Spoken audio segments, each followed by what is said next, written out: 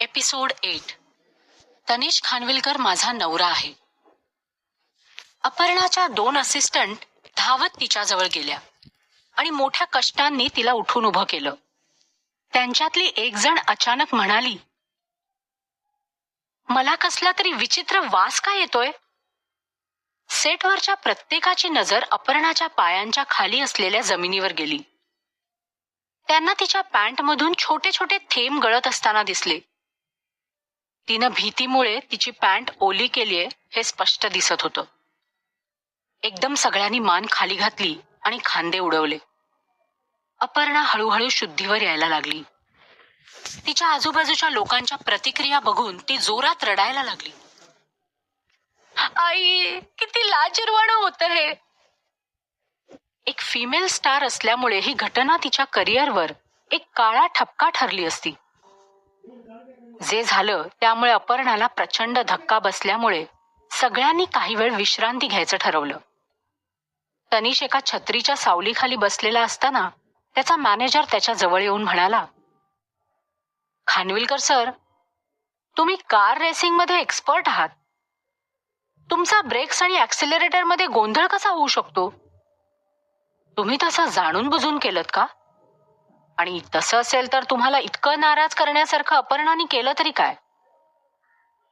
तनिषनी त्याच्याकडे एक थंड कटाक्ष टाकला. ते पाहून लगेचच मॅनेजरने हात वर केले आणि म्हणाला, ठीक आहे, मी परत नाही विचारणार.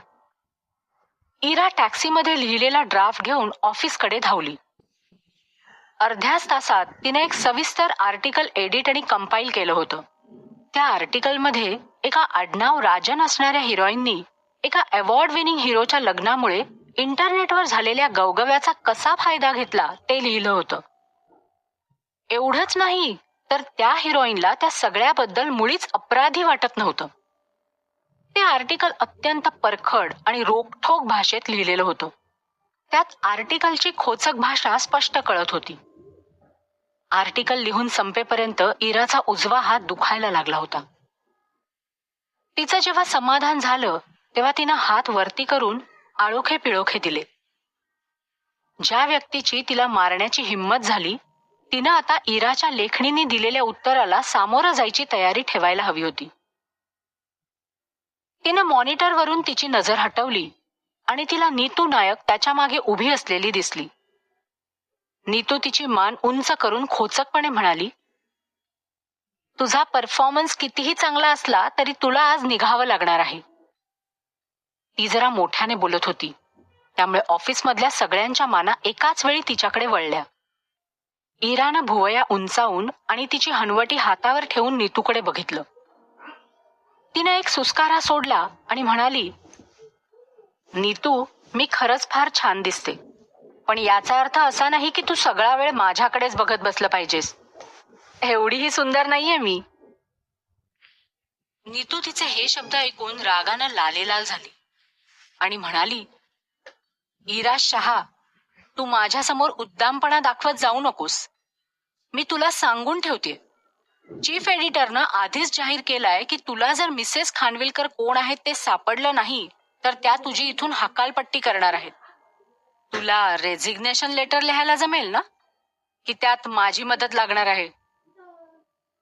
इरा हसली आणि म्हणाली, हा, त्या कामात तू माझ्यापेक्षा जास्त अनुभवी असलीस तरी सध्या मला तुझी मदत नकोय. नीतूला इतका राग आला की तिच्या तोंडातून शब्दच फुटेना. ती मागे वळली आणि तिला चीफ एडिटर आपल्या ऑफिसमधून बाहेर पडताना दिसली.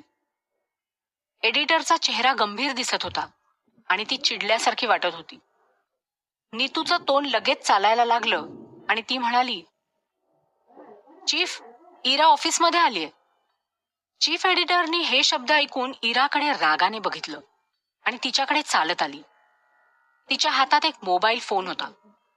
इरा शहा, तुझी अजूनही इथे काम करण्याची इच्छा आहे? मी तुला कितीदा कॉल केला माहितीये? माझ्या कॉलकडे दुर्लक्ष करायची तुझी हिंमत कशी झाली? इरानं गोंधळून जाऊन तिचा फोन तिच्या बॅगमधून बाहेर काढला आणि म्हणाली, माझा फोन वाजलाच नाही. चीफ एडिटर खाली वाकली आणि तिनं तिचा फोन उघडला. तिच्या फोनमधून रिंग वाजण्याचा साफ आवाज येत होता.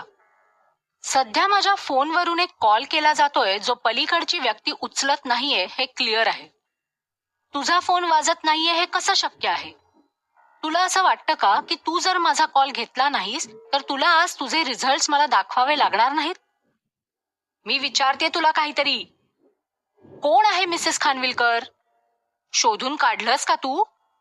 जर तुला ते जमत नसेल तर आत्ताच्या आत्ता इथून चालती हो.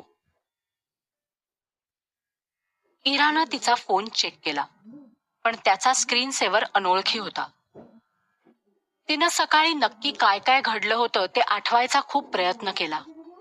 तिनं तिचा फोन सोफ्यावर फेकला होता, पण कामाला जाताना मात्र कॉफी टेबलवरचा फोन उचलला होता. मग आत्ता तिच्या हातात जो फोन होता, कोणाचा होता तो फोन? तिच्या मनात त्याचं एकच उत्तर आलं. जणू काही तिची थिअरीच कन्फर्म करायची म्हणून चीफ एडिटरचा कॉल फायनली कनेक्ट झाला. कॉलच्या दुसऱ्या बाजूनं वैतागलेल्या तनिषनं साधं हॅलो म्हणत फोन उचलला.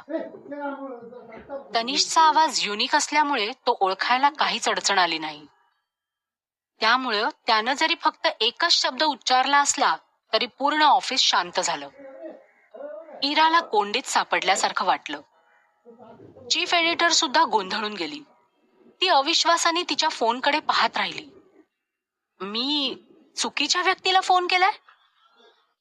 पुढच्या क्षणी इरानं घाईनं तो फोन हिसकावून घेतला आणि म्हणाली, डार्लिंग, आपण चुकून एकमेकांचे फोन घेऊन आलोय.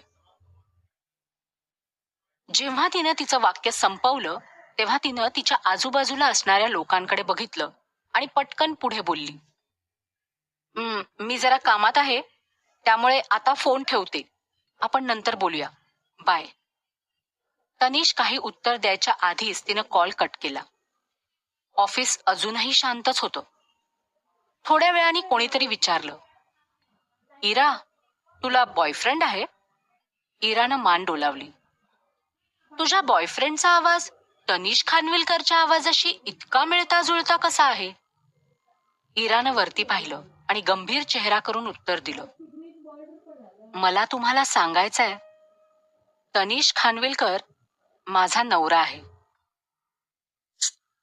आम्हाला सगळ्यांना माहितीये की तू तनिष खानविलकरची फॅन आहेस, पण तुला ऑलरेडी एक बॉयफ्रेंड असेल तर तनिषसाठी आमच्यासोबत स्पर्धा करणं तुला आता थांबवायला पाहिजे. गंमत म्हणजे तिने जेव्हा खरं खरं सांगितलं तेव्हा कोणाचाच तिच्यावर विश्वास बसला नाही. सगळ्यांनी आपल्या माना वळवल्या आणि ते आपापल्या कामाला लागले. जेव्हा इरानं त्याचे शब्द ऐकले तेव्हा अचानक तिच्या डोक्यात विचार आला. तिचं तनिष खानविलकरशी लग्न होण्याआधी ती खरंच त्याची फॅन होती, पण आता मात्र साईड बदलून त्याच्या हेट क्लबमध्ये सामील होण्याचा विचार करत होती. मग तिनं चीफ एडिटरचा आवाज ऐकला. तुला मिसेस खानविलकर कोण आहे हे सापडलंय की नाही? इराला टेन्शन आलं. नाही, पण तुम्ही एवढी मोठी खबर मिळवायला मला एकच दिवस दिलात. तुम्ही माझं आयुष्य जरा जास्त कठीण नाही का बनवत आहात? जर तुम्हाला हवं असेल तर आपण मॅनेजिंग एडिटरशी बोलू शकतो. इरानं पूर्वी एकदा खूप मोठी न्यूज मिळवली होती आणि त्यासाठी मॅनेजिंग एडिटरनी तिचं बरंच कौतुक सुद्धा केलं होतं. त्यामुळे चीफ एडिटरचा तिच्यावर जरा राग होता. नुकतंच त्यांच्या न्यूज एजन्सीनं एक आउटस्टँडिंग एम्प्लॉई इव्हॅल्युएशन प्राइज जाहीर केलं होतं. मॅनेजिंग एडिटरची इच्छा होती की इराला ते प्राइज मिळावं, पण चीफ एडिटरला मात्र ते तिच्या भाचीला नीतू नायकला मिळावं असं वाटत होतं. त्यामुळे ती इरावर दबाव आणायचा प्रयत्न करत होती. चीफ एडिटरला अर्थातच इराची आयडिया पसंत पडली नाही आणि ती म्हणाली, ठीक आहे तर मग मी तुला आणखी 3 दिवस देते. चीफ एडिटरनं एक नाराजीचा आवाज काढला. इरा शहा, जर 3 दिवसांनी सुद्धा तुझं काम झालेलं नसलं तर मला तुझ्या भावनांची पर्वा न करता कठोरपणे वागल्याबद्दल दोष देऊ नकोस. चीफ एडिटर मागे वळल्यावर इरानं तिच्याकडे पाहून तोंड वाकडं केलं आणि ती खाली बसली. नंतर तिची एक कलीग तिच्याजवळ येऊन म्हणाली, ए इरा, तुझ्या बॉयफ्रेंडचा आवाज कसला भारी आहे. तू त्याला परत फोन करून बोलायला लावशील का? इरानं निशब्द होऊन विचार केला. तुम्हाला काय वाटतं, तनिष खानविलकर काय एक कुत्रा आहे? तुम्ही त्याला भुंकायला सांगितलं की भुंकेल तो. तिनं लगेचच काहीतरी कारण काढून तिच्या कलिगला नकार दिला. पण जेव्हा ती तिनं लिहिलेल्या आर्टिकल सोबत ते व्हॉइस रेकॉर्डिंग सबमिट करणारच होती, तेव्हा तिच्या लक्षात आलं की ते रेकॉर्डिंग तर तिच्या फोनमध्ये होतं, जो तनिषकडे होता. इरानं आजूबाजूला कोणी नाहीये याची खात्री करून स्वतःच्या नंबरवर कॉल लावला. काही रिंग झाल्यावर तनिषनं फोन उचलला आणि म्हणाला, हॅलो, मी बोलतेय. इरा काळजीपूर्वक इकडे तिकडे बघत म्हणाली, आपण चोरट्यासारखं वागतोय असं तिला वाटत होतं. मला वाटतंय मी चुकीचा फोन घेऊन आलीये. तुला वाटत नाहीये तू खरंच तसं केलंयस. ते जरी फोनवर बोलत असले तरी त्याचा थंड स्वर तिला कळला होता. तिनं चटकन उत्तर दिलं, मी काही मुद्दाम केलं नाहीये हे. मी फिल्मिंग सेटवर येऊन आपले फोन्स एक्सचेंज केले तर चालेल का? चीफ एडिटरची परवानगी घेऊन इरा न्यूज एजन्सीमधून बाहेर पडली. 1 तासानंतर ती फिल्मिंग सेटच्या बाहेर उभी होती आणि तिला जी मुलगी तिच्या जखमेला मलमपट्टी करायला तिला सेटवर घेऊन गेली होती ती दिसली. मिस शहा, मिस्टर खानविलकर आता शूटमध्ये आहेत. त्यांनी तुम्हाला व्हिजिटिंग रिपोर्टर म्हणून सेटवर घेऊन येण्याची परवानगी घेतलीय. इरानं वर्किंग पास घेतला आणि ती त्या मुलीच्या मागोमाग सेटकडे निघाली. तनिष त्याचा सीन रिहर्स करत होता. त्याने जेव्हा वरती बघितलं तेव्हा त्याला एक ओळखीची व्यक्ती दिसली.